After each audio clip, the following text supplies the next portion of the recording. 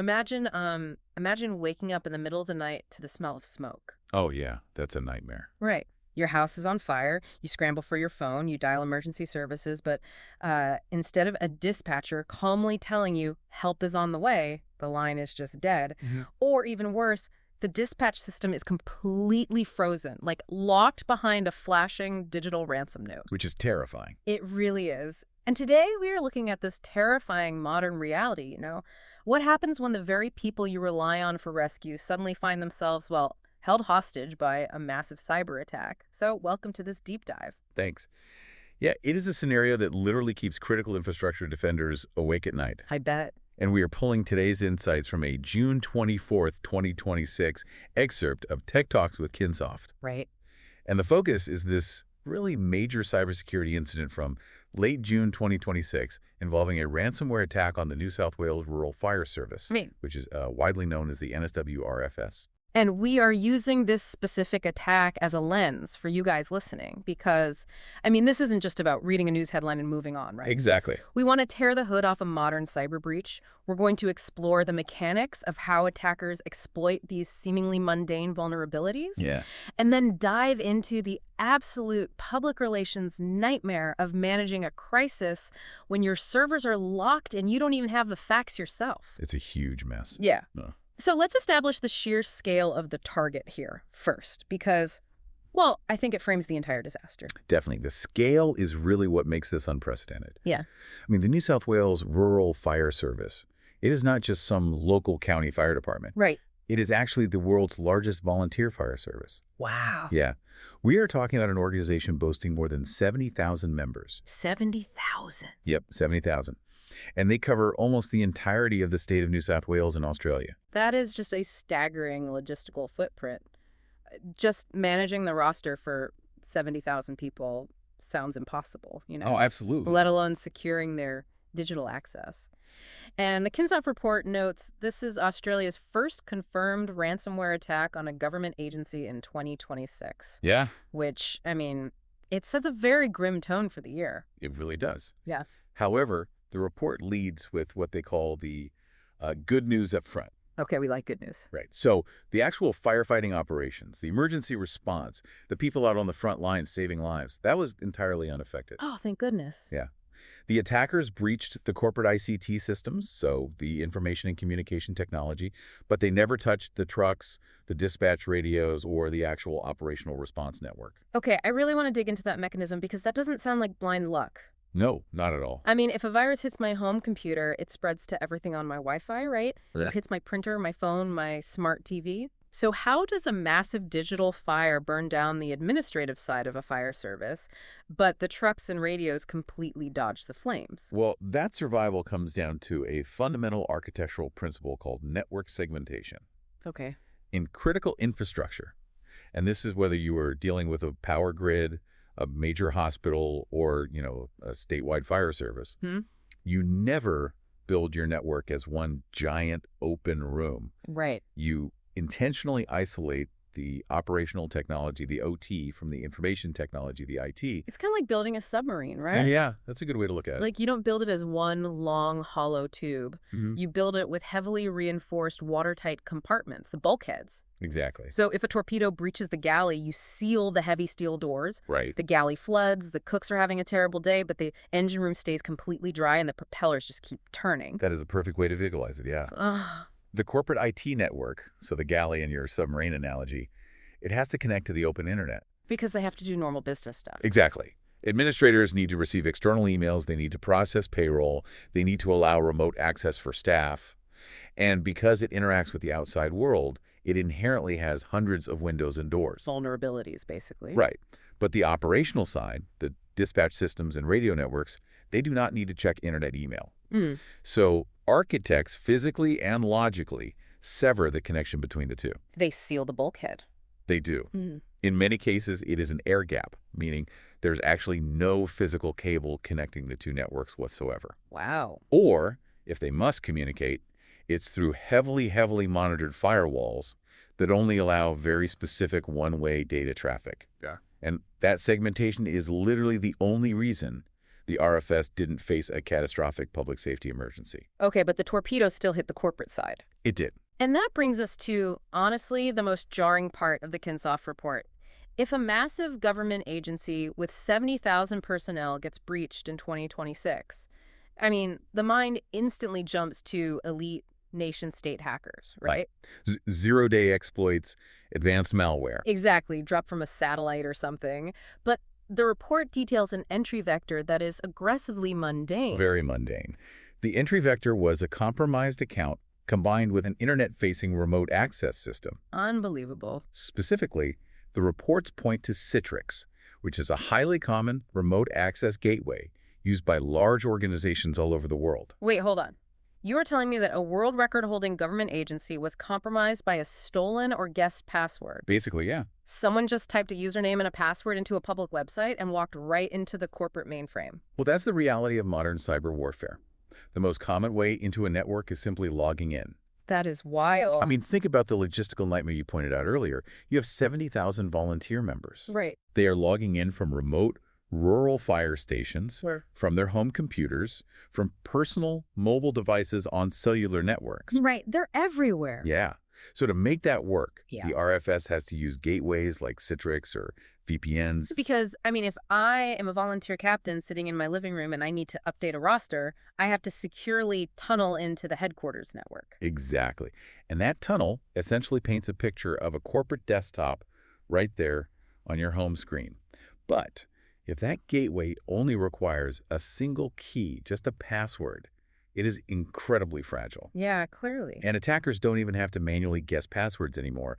They use a technique called credential stuffing. Right, I've heard of this. Yeah, they take millions of usernames and passwords stolen from old breaches, say a random fitness app that got hacked back in 2021, and they run automated scripts. Just blasting them at the login page. Exactly. To test those exact same passwords against the RFS Citrix gateway. And because humans reuse passwords everywhere, eventually one unlocks the door. But that implies the RFS was relying entirely on just a password as the only lock on the door. It feels, honestly, incredibly reckless for the modern era. It does. I mean, my bank, my streaming service, even my local gym app forces me to confirm my identity with my phone before I can log in. How is it that a government gateway lacked that basic friction? It often comes down to budget, legacy systems, and, frankly, user friction. Right. Rolling out advanced security to a constantly shifting roster of 70,000 volunteers is expensive and technically taxing. But as the RFS learned, the alternative is much worse. Yeah, clearly. So what did they do once they realized they were in? The moment the breach was detected, they executed standard containment protocols. They forced a massive global password reset for all members. Okay, that makes sense. Yeah, and that included external services those members use, which kind of gives you an idea of how far the tentacles of a compromised account can really reach. Right, because if they got into their email, they could reset everything else. They also restricted access to certain websites from RFS computers, right? I assume that wasn't just to stop employees from browsing social media. That was a tactical move to stop the bleeding. Precisely. Once an attacker is inside that Citrix tunnel, they don't just sit there. They engage in lateral movement. Meaning they start looking around? Yes. They scout the network, they locate the data they want to steal, and then they try to establish an outbound connection to their own dark web servers to exfiltrate that data. Oh, okay. So by blocking access to external sites, the RFS was trying to sever the attacker's outbound data pipeline. That makes total sense. And this feels like a direct warning to anyone listening right now who works remotely. Like if you log into your company's network from your couch on a Friday, the mechanics protecting you have to be bulletproof. Absolutely. The Kinsoft report is very explicit about the technical reality check here, right? Oh, the report is completely unyielding on this point. Yeah. A password alone is fundamentally broken as a security control. Broken. If your organization operates a VPN, Citrix, remote desktop protocol, or any external gateway, it absolutely must be shielded by multi-factor authentication, MFA, without exception. Let's break down the mechanics of why MFA is the silver bullet here, rather than just throwing the acronym around, you know. Sure. It's not just an annoying extra step. It fundamentally changes the math for the attacker, doesn't it? It changes the physical requirements of the attack. Authentication relies on three concepts: something you know, something you have, and something you are. Okay. A password is just something you know. Right. And a data broker on the dark web can know it too. Right, they just buy it. Exactly. But MFA introduces something you have. When you enter your password, The system generates a time-sensitive cryptographic token that is sent out of band, usually to a physical authenticator app on your personal smartphone. Meaning the attacker sitting in Eastern Europe can buy my password for 50 cents. But unless they also physically break into my house and steal the phone out of my pocket, that password is useless. Exactly. That is the mechanical genius of it. And the report also heavily emphasizes active monitoring for unusual logins. Oh, interesting. Yeah, because a password and MFA stop the initial breach, but behavioral monitoring catches the anomalies. Yeah. If an RFS volunteer who historically logs in from Sydney at 5:00 p.m. suddenly initiates a Citrix session from a masked IP address at 3:00 a.m., The system should notice that. right, the network shouldn't just ask for a password. It should flag the session and lock the account entirely. Okay, so the attackers found a digital bulkhead that hadn't been sealed properly, and they walked right through. Yep. That brings up the obvious question. Who is actually on the other side of that keyboard? Because this is where the dynamic of the attack shifts from technical lockpicking to outright psychological warfare. It really does. So the group claiming responsibility for this breach operates under the name Nova, and they are also tracked by threat intelligence as Rolord. Nova. They always pick names that sound like a Bond villain's shell company, don't they? They really do. But they aren't just a few rogue coders in a basement, are they? The Kinsoft source labels them a ransomware as a service operation. Yes. The term ransomware as a service, or RIA, it basically represents the industrialization of cybercrime. The industrialization. Think of legitimate software platforms you use, like cloud storage or project management software. You pay a subscription, you get a slick dashboard, and the company handles all the heavy lifting in the background. Right. Well, Nova operates the exact same way on the dark web. They're developers. They write the sophisticated encryption malware. They build the leaked sites. They manage the cryptocurrency negotiation portals. So they build the weapon, but they don't necessarily pull the trigger themselves. That is the terrifying part. They franchise the weapon out to independent contractors who are known as affiliates. Oh, wow. Yeah. The affiliates are the ones who actually buy the stolen Citrix passwords, they execute the credential stuffing, and they navigate the victim's network. Once the affiliate has stolen the data and deployed the Nova encryptor, they just sit back. And if the victim pays the ransom, the Nova developers take a 20 or 30% cut for providing the software, and the affiliate keeps the rest. It is a literal franchise model for digital extortion. That is crazy. It is. It lowers the barrier to entry so much that any criminal with just like basic networking skills can become a devastating threat.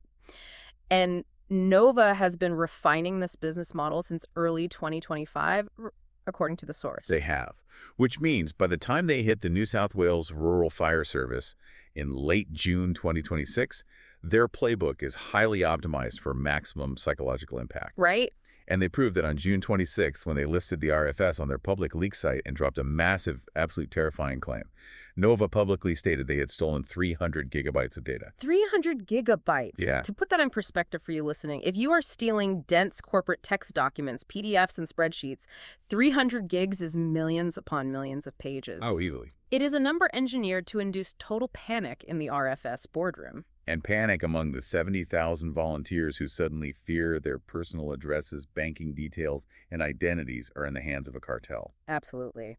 But then we get the counter-narrative, right? The RFS investigates, they look at their internal logs, and they release a statement pushing back. They do. They say that forensics show many of the affected files were purely historical, routine, old administrative data. And crucially, they state there is zero evidence that sensitive personal information was accessed. Right. And this specific moment in the timeline is what the Kinsoft source calls a really useful teaching moment. Why is that? Well, we have this massive public discrepancy. The attacker claims a catastrophic data heist, but the victim claims a minor, low-impact intrusion. It creates a Schrodinger's data scenario for the public. Exactly. Until the final forensics are published, the stolen data is simultaneously a highly sensitive catastrophe and a completely worthless pile of digital dust. Perfectly said. I mean, think about the megaphone analogy. Let's hear it. A burglar breaks into your house. Instead of sneaking away quietly, he stands on your front lawn with a megaphone, shouting to the whole neighborhood that he just stole your priceless family heirlooms, your passport, and your life savings. Right. Meanwhile, you're standing in your garage, looking around, realizing the safe is locked, and the only thing missing is a cardboard box of old tax returns from 1998. That perfectly captures the chaos of incident response. The hardest truth to accept is that in the first 48 hours of a breach, both the megaphone claim and the garage reality can coexist. Neither side actually has the full picture. But why would the hacker risk their credibility by lying? I mean, if they exaggerate and the victim calls their bluff, doesn't the hacker lose all their leverage? Well, you have to understand the leverage mechanism. Hackers don't really care about their long-term honesty rating. Right. They care about creating immediate, unbearable pressure. If Nova claims 300 gigabytes, the media runs with that number. Of course they do. The public demands answers. The pressure on the RFS executives becomes so intense that the hackers hope they will just pay the ransom to make the negative headlines disappear, Right. regardless of what data was actually stolen. So it's extortion by PR crisis, not just by encryption. Exactly. That makes the victim's communication strategy a total minefield. If I am the RFS, my first instinct is to run to a microphone and say, everyone calm down, they just got the 1998 tax returns, your data is safe.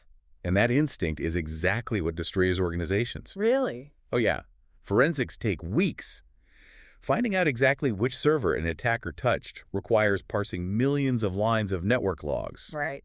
If you rush to the microphone and confidently declare no sensitive data was lost, and then a week later Nova publishes the current payroll data of your volunteers on the dark web, your organization's credibility instantly evaporates. You look incompetent, or worse, you look like you were actively covering it up. Yes. And regaining the trust of your workforce and the public after that is nearly impossible. Managing that gap between the attacker's claims and the slow reality of digital forensics is, honestly, the ultimate test of leadership during a cyber crisis. That brings us to the universal playbook, because the mechanics we are discussing here don't just apply to a government fire service. Not at all.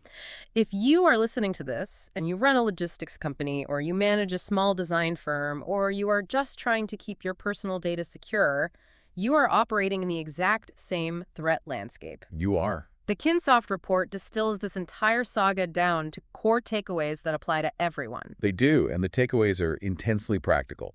The first revolves around the technical reality of the entry vector. We keep coming back to compromised accounts on remote access points because it remains the Achilles heel of modern networks. Meaning, stop worrying about movie-style hackers bypassing firewalls with 3D graphics and start worrying about your employees' weak VPN password. It's exactly that. The report explicitly advises that organizations must verify that their remote access gateways are locked down. Right. It is not enough to assume IT handled it 3 years ago.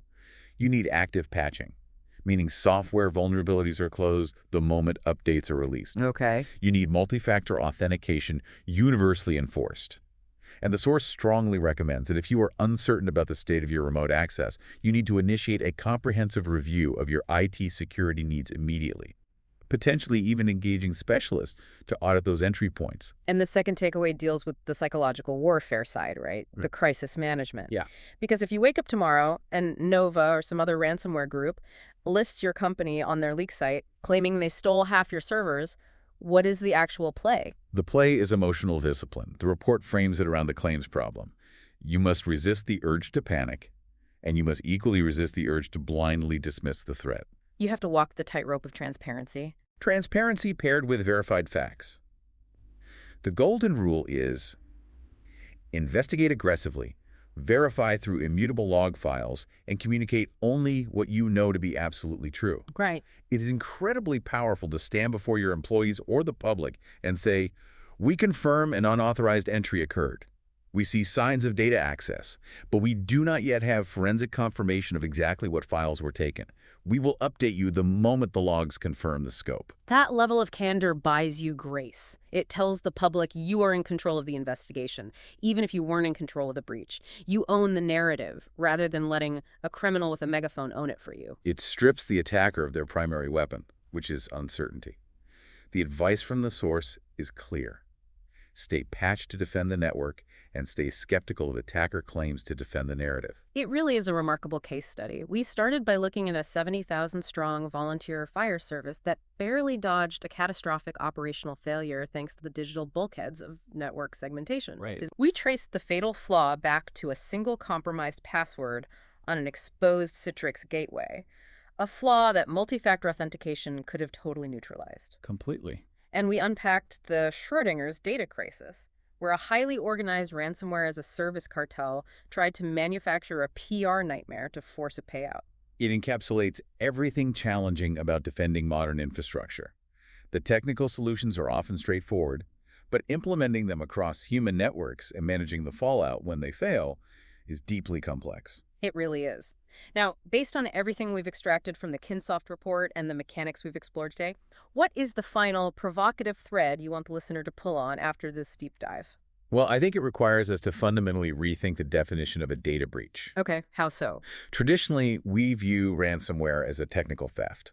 We picture gigabytes of data being siphoned out of a server, holding corporate secrets hostage. But look closely at Nova's playbook here. They used a dark web blog to blast a completely unverified 300 gigabyte claim to the global media. It forces a disturbing realization. What if the true weapon of modern ransomware isn't the data they successfully steal? Wait, you're saying the data is secondary? I am saying the primary weapon is the public panic, the immediate loss of trust, and the reputational damage a cartel can manufacture with a single exaggerated blog post. Wow. The attacker doesn't actually need to steal the crown jewels to hold your organization hostage. They simply need the neighborhood to believe they have them. They don't need the jewels, they just need the megaphone. That completely changes how you calculate risk. It really does. It means a breach isn't just a technical failure, it is a direct assault on the psychological trust between an organization and the people it serves. Exactly. And when that organization is the emergency service you expect to save your life, that manufactured panic is incredibly destructive. It demands that we build defenses not just around our servers, but around our organizational narratives. That's a heavy, critical thought to leave on. We will let you all mull that over. Thank you for joining us on this deep dive into the architecture of modern cyber conflict. Before you close your laptop or lock your phone today, take 5 minutes to check the multi-factor authentication settings on your most critical accounts. Don't leave your digital front door swinging in the wind. We'll catch you on the next one.